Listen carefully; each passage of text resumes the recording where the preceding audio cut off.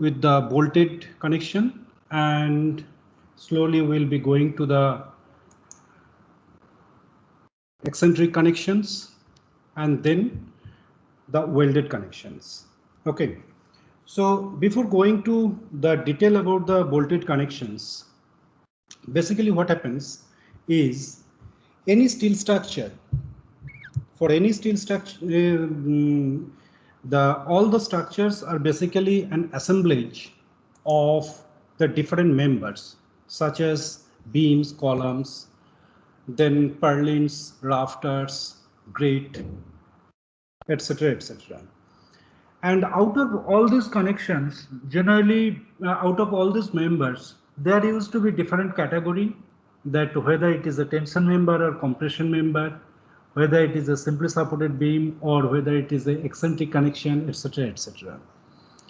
Okay, so if we look into the overall steel structure, that is why it is an assemblage of all the different elements which are being fastened or connected to one member to other member, usually at the member at the ends. Now, many members in the steel structure may have themselves the I section, channel sections, as you have seen already the different kinds of structural component or the members in the previous first lecture or second lecture perhaps. So these different components have to be connected properly by means of a fastener or the connectors, so that they will act together as a single composite unit. Connections between the different members of a steel framework not only facilitate the flow of the force or the mechanism or the transfer of the forces, but they also transfer the moments from one member to other member. However, they also allow the transfer of forces from the top to the foundation level also of different types of members, depending on. These connections are also required to extend the length of the different types of members connecting steel columns, etc., etc. So a structure is only as strong as its weak link also to be having. So what are the weak links? These weak links are basically considered as the connections. Okay, or the joints are to be considered as the weak link or the weakest link at some point of time. So that is why it is desirable to avoid the connection failure before the member component failure. So it is desirable to have the connection is a bit connections to be designed in such a way the connection failure should not happen before the member fails altogether. Why? Because there might be some catastrophic context in the failure if the connections are failed. So there are particular reasons about the why it needs to be avoided, the connection failure before rather than the member failure. What are the different reasons? A connection failure, that is what I said, a connection failure sometimes lead to the catastrophic failure of the whole structure itself. Okay, normally a connection failure is not as ductile as the steel member failure itself.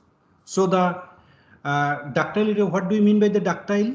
Ductile means it will have the enough strength or enough strain to go into the plastic deformation. So the connection failure will not have that much of ductility, or connection do not have that much amount of ductility as the member is having. Now for achieving any economical design, it is important that the connectors develop full or little extra strength as the member when the member it is joining. So what does this mean? It means that whatever the member strength, either the beam or column, whenever they are connecting, it would be important that connectors, or whether it is a bolted connector or the welded connector, it should have little more extra strength than the member if it is joining. So the connection failure may be avoided in most of the situation, adapting a higher factor of safety. How do we adapt it? By adapting a higher factor of safety. Now, there are many different ways of making the design, the behavior. First of all, we have to understand the behavior of the joints or the connection, which is very complex due to the various factors which influences them, such as geometrical imperfections, the lack of fit, the residual stresses, the connection flexibility, geometrical complexity, slipping, sometimes slipping occurs, the nonlinear behavior of the load deformation characteristics, and all these things are there. Now, due to the use of bolt or rivet, discrete rather than the continuous failure paths are generally used to get employed to transfer the loads. For the bolts or rivets themselves have the complex in nature. What I am saying complex in nature means the behavior wise the complex in nature. Hence the design. That is why the design of the bolted and riveted joints, though riveted joints are becoming very obsolete, bolted joints is much more complicated than that is involved in the design of those particular member. So the basic goal of making the connection design is to produce a joint that is safe, economical, and simple. Simple in the sense that it can be manufactured and assembled at the site without any difficulty or without much botherations. It is also important to standardize that the connection in a structure to detail and their detailing in such a way that it allows sufficient clearance of the adjustment to accommodate any lack of fit, any residual stresses, or to resist the corrosion, to resist or to maintain, easy to maintain and provide reasonable appearance also from an architectural configuration or architectural point of view. So connections are generally being classified in a nutshell using the following some different parameters. Suppose, for example, the bearing bolted joint or the friction type connection, bearing type or friction type connection, then welded connection, then the connection rigidity, joint resistance. All these parameters are basically the governing features to make whether the connection, what could be the connection in a particular structural joints. Now, according to the IS code, as we have already said or discussed in the previous class, that as per the IS code, generally the connections are being or the joints are being categorized 3 different configuration. Okay, so what is the first configuration? First configuration is said that it is the rigid joint or the rigid connection. What do you mean by the rigid connection? Again, I am just repeating the same thing over here. Rigid connection develops the full moment capacity and remain its original angle between the member under any joint rotation. I think we have seen in a portal frame in the previous class. So in the portal frame, if the joints are very rigid, then what would happen? You will get that from column to beam, whatever the angle was there, it keeps the 90 degree, even though there is a sway. Okay, so the rotational movement of the joint will be very small on these particular connections.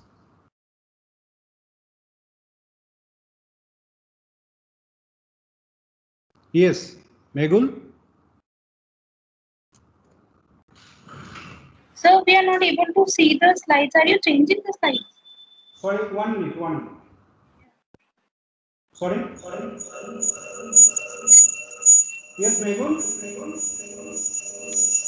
Are you changing the slides? No. I am not changing the slide. When I change the slide, I will tell you. Okay. There is no lack of connection.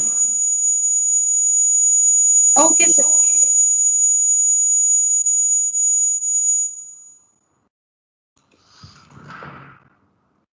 So in the simple or rigid joint, that is called rigid joint, then the simple joint connection comes. What do we mean by the simple joint connection? again the same philosophy or the similar philosophy that we have said. It will have this simple connection have no moment transfer mechanism and assumed to be the connected part, and hence the assumed is as an hinged or pin-ended connection. Okay, hinged or pin-ended connection. So in the hinged or pin-ended connection, what are the force transfer mechanism would happen? It happens only about the shear transfer is coming into the picture. Okay, and the column which would be designed, that column would be considered as the shear and the moment which is being for the shear multiplied by the eccentricity, whichever is the clearance.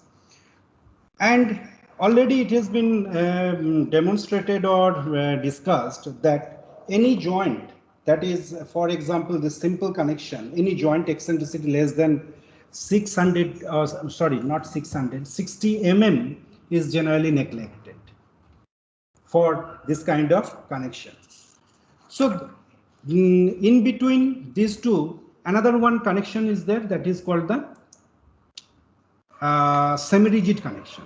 So semi-rigid connection may not have sufficient rigidity to hold the original angle between the member and also to develop less than the full moment capacity of the connector. So it is in between the rigid connection and the your simple connection or the pin-ended connections. Okay. Now with this we can go ahead that what are the different bolts. Basically we will be talking about first the different bolts and what are the different bolts are here. Generally in the steel construction there are a few different types of bolts are available. So I'll be going to that detail first. But before that, let us first work on that. What are the different terminologies are there in the bolt? Okay, in the bolt, you will have two things. One is called the head. Another one is called the bolt length. This is called the total bolt length.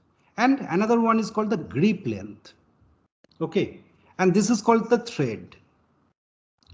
In between this nut or the washer to the main head, this is called the grip length, and these actually have significant impact while making the bolted design. You have to choose accordingly that how much length to be utilized and how much other things are there. Okay, so generally there used to be couple of different categories of bolt. One is called the black bolt. One is called the black bolt.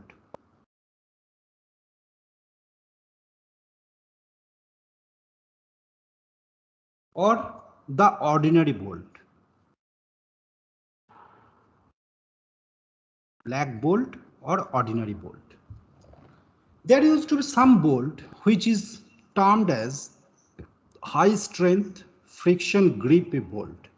The detailing will be coming little later. Okay. So what are why there are two different kinds of bolts are being utilized, or what are the basic understanding should be? The black bolts are referred to the original. Originally, it is referred to the ordinary bolt, and it is been using for a long time onwards. Sometimes people are using the HSFG bolt or the high strength friction grip bolt. They are temporary, they are connected for the temporary fasteners. They are not recommended for the connection. They are not recommended for the connection of the when there is an impact, when there is any impact or fatigue load or earthquake load. For that, you have to utilize all the loads, that is all the other ordinary kind of bolts. So how they categorize these bolts? These bolts are generally being categorized into two different ways. These bolts are generally categorized into two different ways. One is called the diameter of the bolt, and another particular thing is there. Let's say, for example, in the concrete structure, we have seen M20 grade of concrete. So in the bolt also, we used to have different grade. We used to also have a different grade. So these grades are being specified. Let's say this 4.6 grade, 8.8 grade. I'll just come slowly that what is that 4.6, 8.8 on all in a sequential manner. Okay. This 4.6, 8.8, all these things are coming based on certain geometrical pattern and certain stress pattern. Okay, so those geometrical and stress characteristics will be talking little later stage. But before going to that, let us have a look into this first figure. Let's say we have a two different plate, steel plate, plate 1 and plate 2. Okay, these two plates are being punched together and it is being bolted. Right. So now in both the plate, one particular tensile force is being applied at both the ends of the plate. Now what would happen? Let's say we are providing here, I am just giving high strength bolt. Need not be necessary it can be simply black bolt. What we are trying to find it out that how much would be the force transfer mechanism within these bolted connections. Okay, you can do simply by using your free body diagram. What are the free body diagrams would be? How the free body diagrams would be? In the top, at this top plate, let's say in the top plate, if you are considering the top plate, so this is your bolted in a plan view, if it is there. So on the top, the bolt would be there, right? So there is an interface would be at here and at here. Okay, so this is called the interface would be from bolt to plate.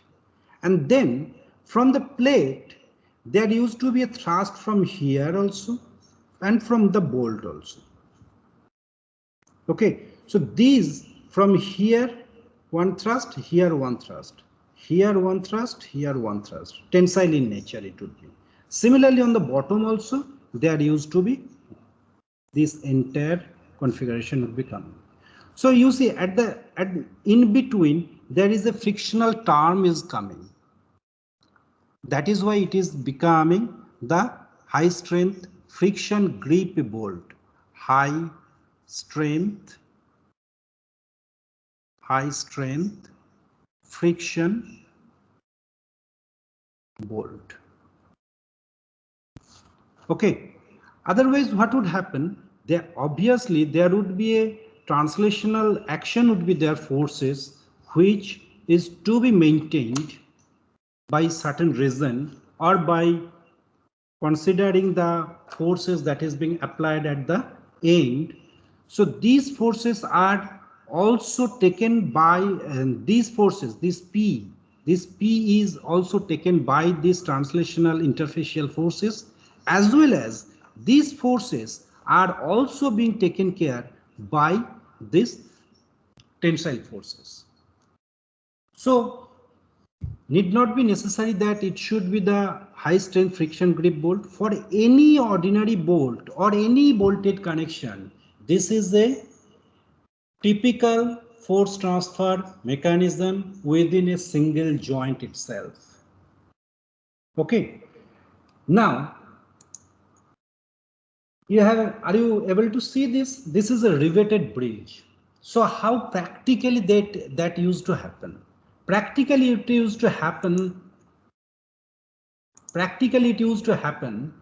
something like here one splices used to be there, you see. Oh,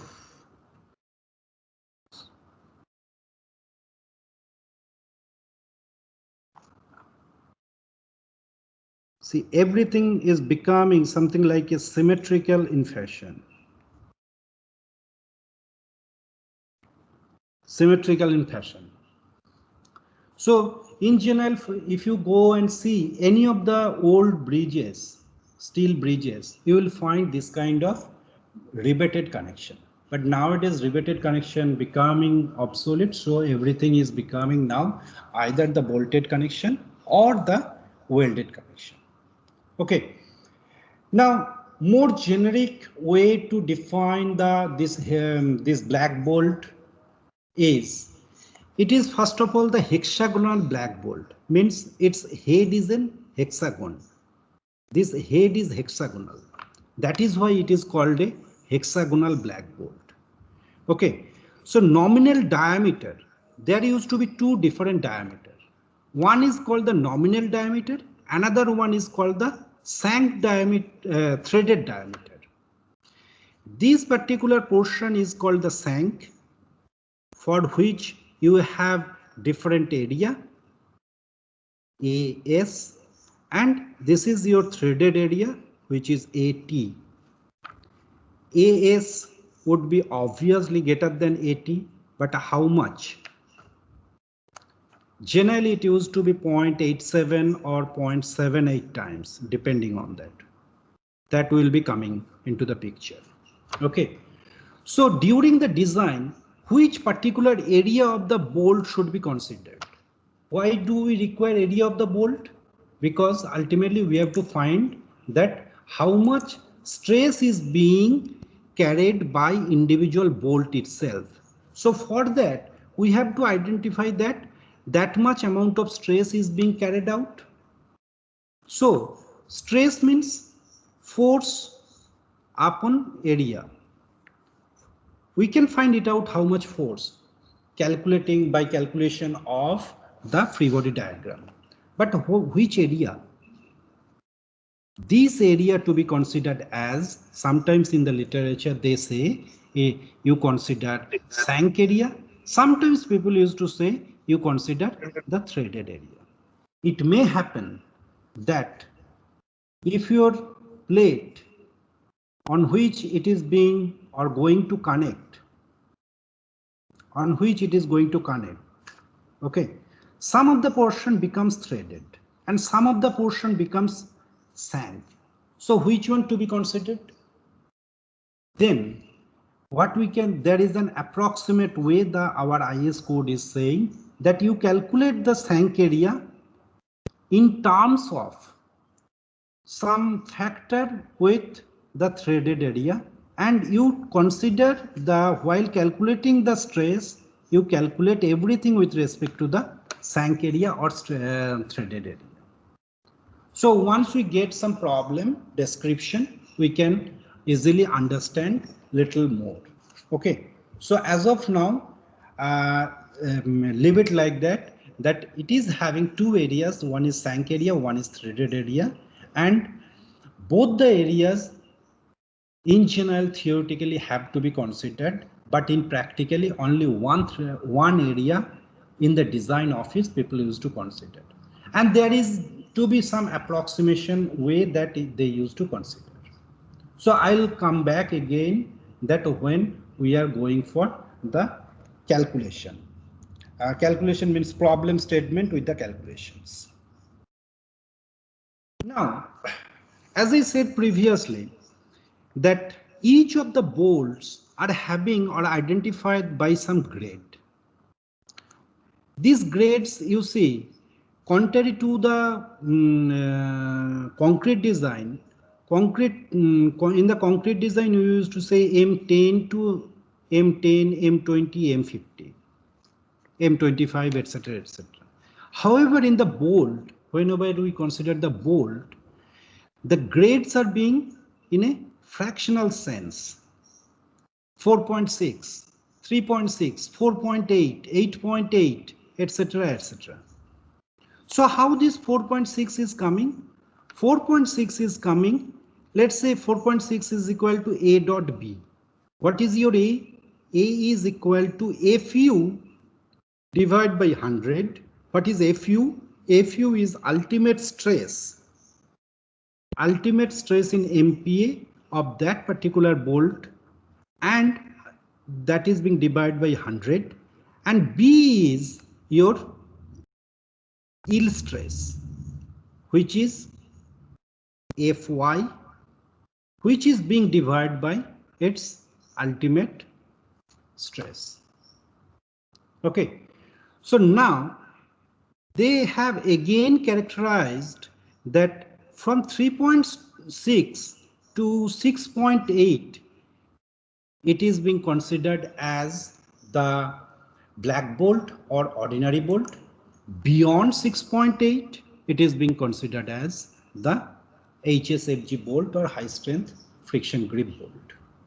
Okay, so in the high strength friction grip bolt, again, depending on the diameter, the yield stress, ultimate stress, everything varies proportionally or in a, and all the detail, this is not my description, all the details are being provided at IS 1367 part 3, for which the different fasteners detailing are given.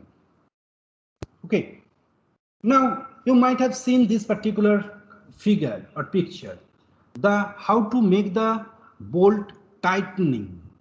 It generally nowadays, earlier stage, we used to the screw and we used to make we used to tighten manually. Nowadays everything is being considering with some impact range. Even you might have seen, if you have a car, in the car wheel, whatever the bolts are being tightened, it is also not manual. In the, if you are going towards to the service center, it is not being processed or tightened by the manually. It is being with the impact range. Okay, and in the civil construction, civil structure also, it is also being using the impact range. Now coming to the different bolted joints, there are specifically there are two different kinds of joints in the bolt. One is called the lap joint, another one is called the butt joint. Both the joints or both the connections are being utilized in practice. What is the lap joint? Lap joint means, suppose in the, let's say I have one plate over here and I have another one plate over here, and I am providing a bolt at here, force P, force P. So these particular connections are called the lap joint, which is at here. Sometimes you will find the single bolted lap joint. What is this mean? This means that only one bolt is being placed. Means one row of the bolt, not one bolt, one row of the bolt. Double bolted lap joint. Double bolted lap joint means two rows of the bolt. Again, the lap joint is there, but two rows of the bolt. Eccentrically lap joint. Eccentrically lap joint means the lap joint, you see, there is one eccentricity is there, and the joints are being specified at the extreme end. It is supposed to be the members are oriented to be in a way that it should not provide any eccentricity. What is the butt joint? Butt joint means, let's say I have two plates, three plates rather. Okay, this is two plates and this is another one plate. I have to make it joint. So what I will be doing, I will be making one row of the bolt at here, another one row of the bolt at here. So this is called a single cover butt joint at here. Single cover butt joint. Similarly, there used to be a double covered butt joint. How the double covered butt joint would be looking like? Double covered butt joint would be looking like this way. This is called a double covered butt joint. Okay, there used to be a double bolted butt joint. Double bolted means at both the places, at here also 2 row of the bolts, this face also 2 rows of the bolts would be there. Okay. Now, depending on that whether it is a lap joint, and if it is a lap joint, whether it is a single lap joint and whether it is a double lap joint. Whether it is a single butt joint or double covered butt joint, depending on that, you will have different kinds of your shear plane. What do you mean by the shear plane? Shear plane means, let me just go back little before. Yes, at here. This is called a shear plane. This is called plane of the shear. Okay. So depending on that, whether it is a single butt joint, single covered, double covered, or single lap joint or double lap joint, you will have a single shear plane or double shear plane. Again, it is very easy to make using your free body diagram. Nothing worry about that. I believe that all of you can do this particular exercise. I'll be just I'll also be showing that how to make those things. Okay. Now, when we do over here, when we do, let's say, the bolting, generally there used to be a zigzag kind of bolting or the staggered kind of bolting. What do we mean by the zigzag bolting and staggered bolting? Let's say I'm just providing a typical schematic at here. If all the bolts are something like this way, then it is not a it is a regular. It is called a regular joint, bolted joint. But if the bolts are being placed in such a way that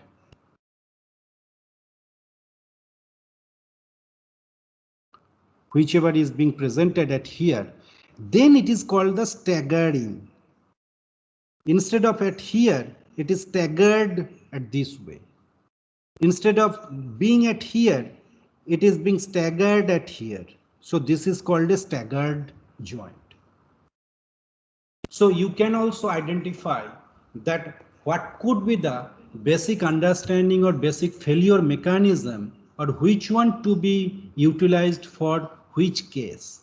Should we prefer the normal regular bolted joint or the staggered or zigzag joint?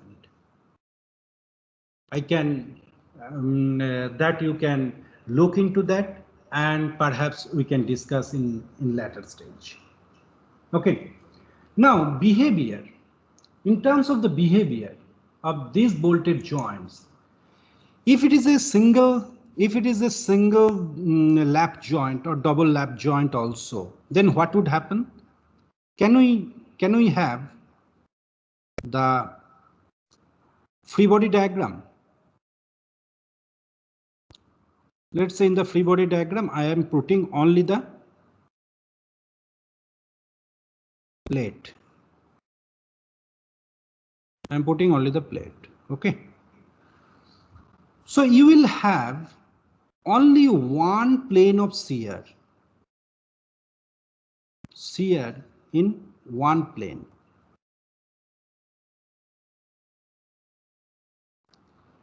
If it is a butt joint, then what would happen? Top one plate would be there.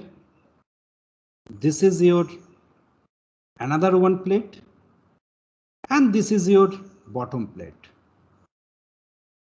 So you will have one shear plane at here. You will have another one shear plane at here. So this is called double shear plane.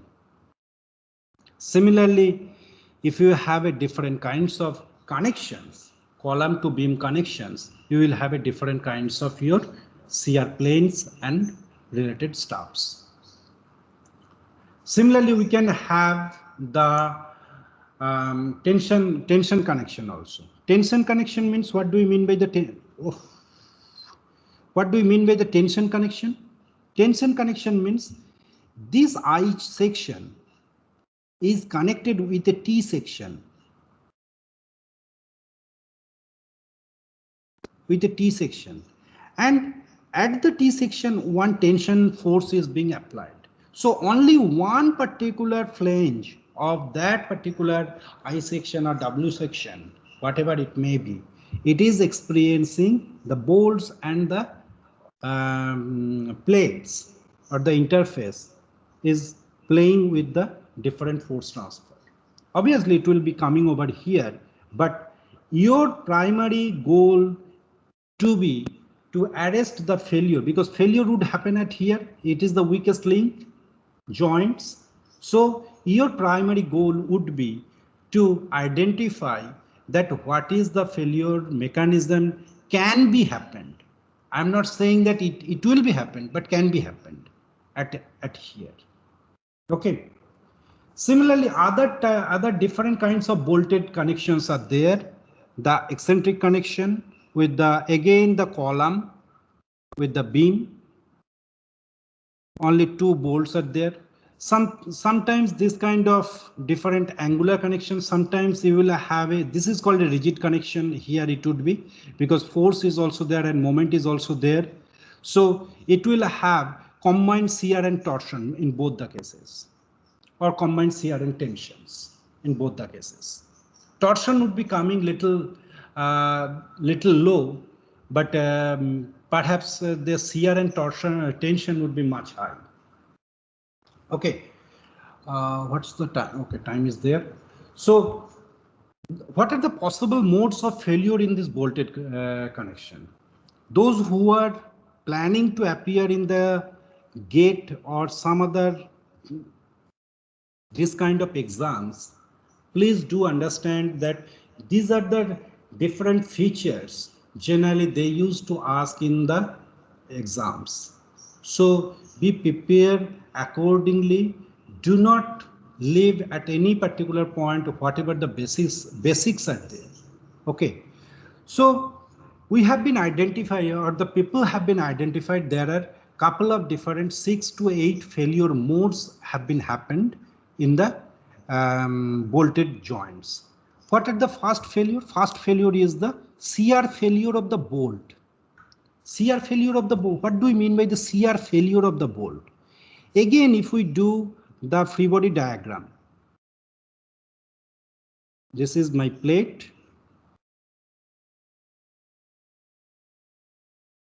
And here another here.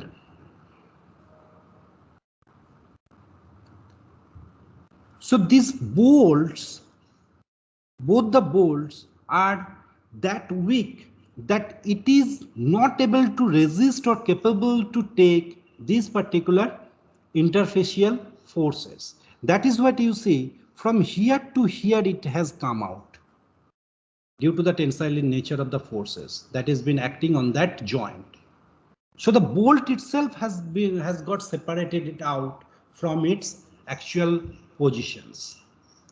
Sometimes plate also gets failed due to the shear. Again, the free body diagram would be this one. Okay, so with this free body diagram, you will have shear failure for the bolt you can identify, and shear failure of the plate also. Sometimes what would happen? The bolt cannot bear, or the bearing action. What do we mean by the bearing action? Bearing action means this, if the bolt, let's say if the bolt is something like that, okay, here one force is being acting, here also one force is, because this entire force has to be transferred, okay. But if the material of the bolt is such a way that this particular portion, hatched portion, is getting in of the bolted geometry, then this particular configuration would be coming. This particular configuration. So it is loosening out the contact. The bearing failure will also happen at the plate. This particular portion, like this way, this particular portion will start get tearing off. So the plate bolt is kept as same. Bolt itself is kept as same original configuration, but your plate actually teared off. Sometimes it, even if it is not tearing off, it will get some in contact over here. So this is called the bearing failure.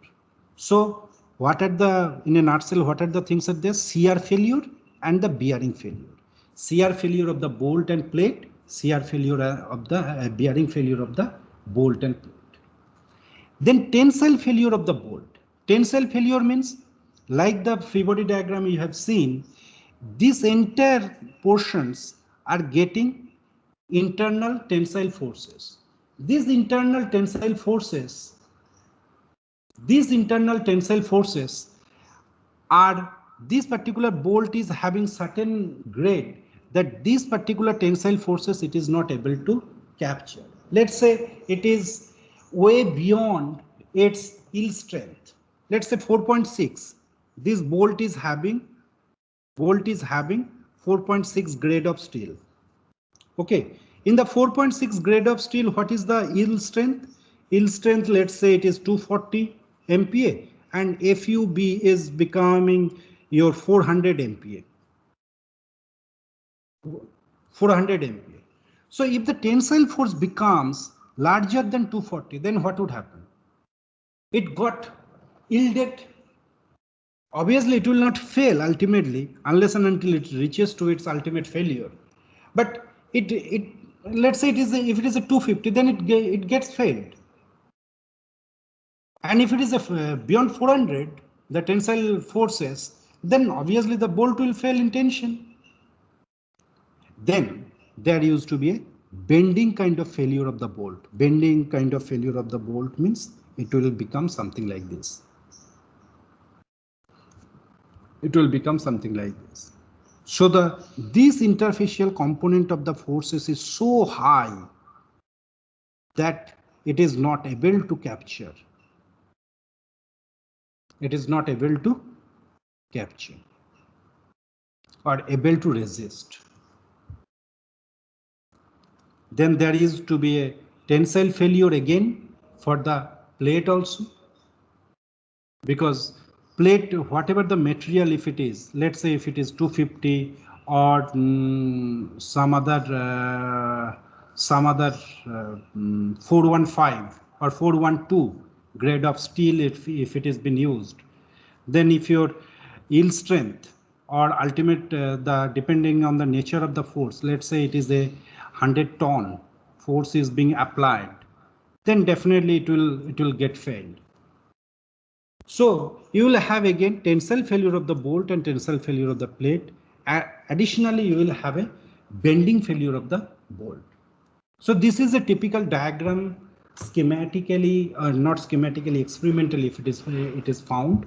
This is the bolt tension for the bolt tension fracture. You see at one particular point where the sank portion or the threaded portion, in between the threaded portion it got failed. At here, what happened? You will be getting so much amount of crossing at here, local crossing. And most of the cases, you will find that most of the cases, the failure happens at the sank area itself, not at the threaded area. So it is obviously better to choose whether the sank area or the threaded area. It is obviously better to choose the area threaded area. Stress calculation about the threaded area, because if we are considering the sank area, then we are over predicting. If you are with respect to the threaded area, we are basically predicting almost similar way. Same thing over here, the bearing failure of the bolt. This bolt is being teared out from here. from here also. Initially it was a circular, now it becomes this one. So bolt bearing failure is going to happen over here. Now again, just to give you the ready solution that what are the different force transfer mechanisms would be, using the free body diagram, I have put up the this particular figure so that you can at least get an idea that what are the different component of the forces or stresses are happening in the joints, whether it is a double cover butt joint or single cover butt joint, double cover single lap joint or double lap joint. The bearing happens. Bearing in the bolt happens at the top portion.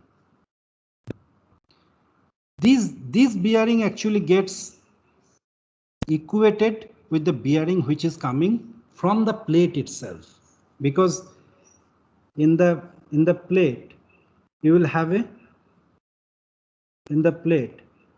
a hole, right?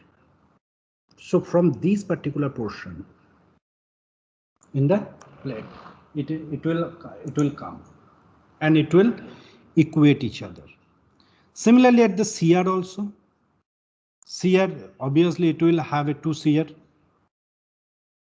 Now same thing over here in terms of the plate forces. This force is basically coming the tension in the bolt itself. All other forces, bearing and the shearing forces would be there. Additionally, what would happen? This is a friction grip bolt. So additionally friction forces coming into the picture. Additionally friction forces coming into the picture. So when we only take the bolt itself, the bearing, in the bearing, sometimes people will see that the bearing of the bearing or the tension, the bearing would be coming at here under the tensile nature of the entire, this is the tensile forces, right? During these forces, tensile forces, because the plates are being loaded like this way, so where the bearing would appear and where the tensile forces would appear. So this is your tensile joint, so tensile failure may predominate over here. Tensile failure may predominate over here. Okay. Same thing over here. I just tried to mention that what are the different or how many shear planes would be there. Already I have said to you. So in this particular case, how many shear plane? How many shear plane would be?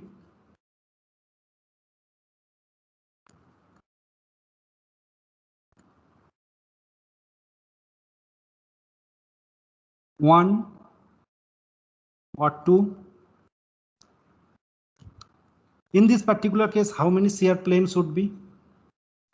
This particular case. See, this is a single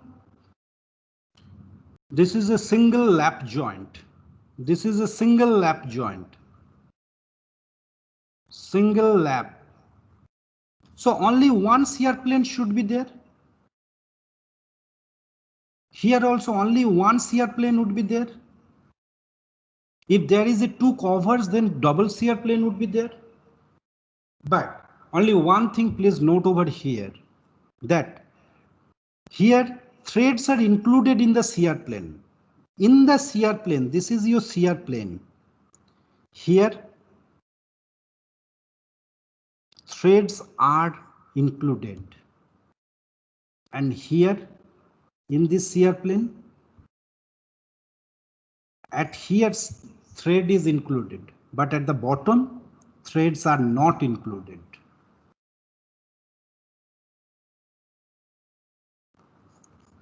So we have seen that most of the failures in the bolt itself appears to be at the threaded portion, not at the shank portion. So If the shear plane appears to be at the threaded portion, definitely your failure would happen predominantly at this particular case than this particular case. Because shank portion kya hai? In the shank portion you have a more area. More area means you will get the more stress to accommodate. In the threaded portion you will have a lesser area. In the lesser area you will have the lesser stresses to accommodate. So that is the overall or that is the thumb rule. Okay. So this thing I will be talking the tomorrow, not tomorrow, day after tomorrow, and from there again the rest of the features will start. I think this bolted connection will take us another couple of days, maybe another 2-3 days minimum. Then we'll be going towards the eccentric connection. After making the eccentric connection, we'll be going towards the welded connection. Okay. So I'm just leaving today at here, and from day after tomorrow we'll start from here itself, that what are the shear plane and how the different stress distributions are happening. Let us first understand the physics or physical behavior, governing behavior, then we'll be going for the mathematical calculations and all. Okay. Is there any question from anybody? You can raise your hand.